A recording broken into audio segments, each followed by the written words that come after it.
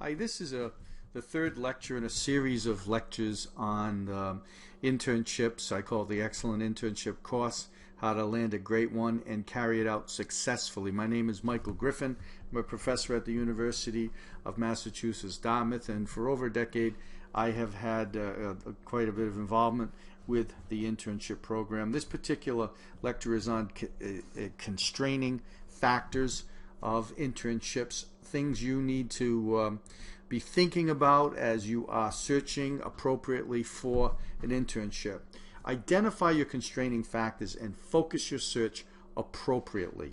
I have another lecture on how to search, and you can watch that also. But for the starting point of a search, you really need to know what your constraints are. For example, when you search for an internship, location is important.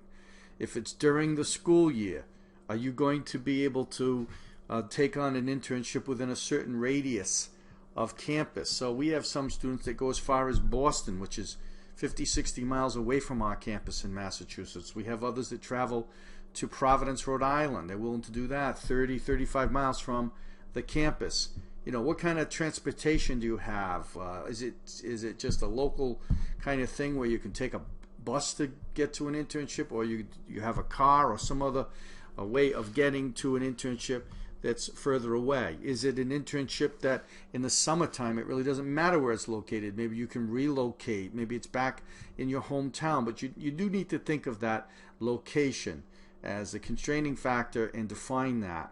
There may be a particular semester that makes the most sense for you. Some students would rather do an internship in the spring for some reason. I've had students say, no, I don't want to do it in the fall. I want to establish my academic year in the fall, and I'll wait till the spring semester to do it. Some of my accounting majors, for example, want to do it in the spring because they want to work in a CPA firm when it's a busy time with tax season. They want to see how that works.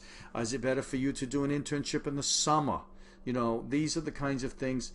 What time of year will you do the internship? In other words, what semester makes most sense? Other constraining factors. Do you need to be paid for one of these semesters as an internship to meet your financial obligations? Some students can take on a non-paid internship and they go and they get credit for it, but they don't get compensation. Other students cannot afford financially to do that. My experience has been about 60% of the internship postings that I see are paid. And I strongly recommend students go for paid internships. They just all around work out better, but maybe it doesn't matter to you. Maybe you're trying to break into a field and you're willing to do it without pay. There are federal labor laws on this, and the employer has to be careful with that. They have to make sure that the internship, if it's unpaid, meets certain criteria. And one is usually that you get credit for it. But can you do that? Can you do an unpaid one? Any internships at nonprofit organizations are unpaid. I've had students get internships at hospitals, for example, in the business office of a hospital or in the marketing arm of a hospital, and they're unpaid.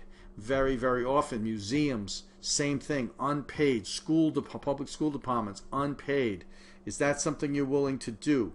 Many professional sports internships are unpaid. So we, for example, have had students work for the Kraft Sports Group out of Foxborough, Massachusetts, the group that owns the New England Patriots and Gillette Stadium. And many of those internships are unpaid. And the student will do it because they want to try to break into that sports management field. But that is the price that you have to pay. But keep in mind, you don't have to settle for that, but that can be a constraining factor.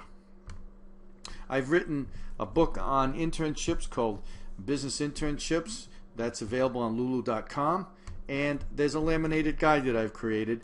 You can email me if you'd like to learn more about how to purchase a copy of that.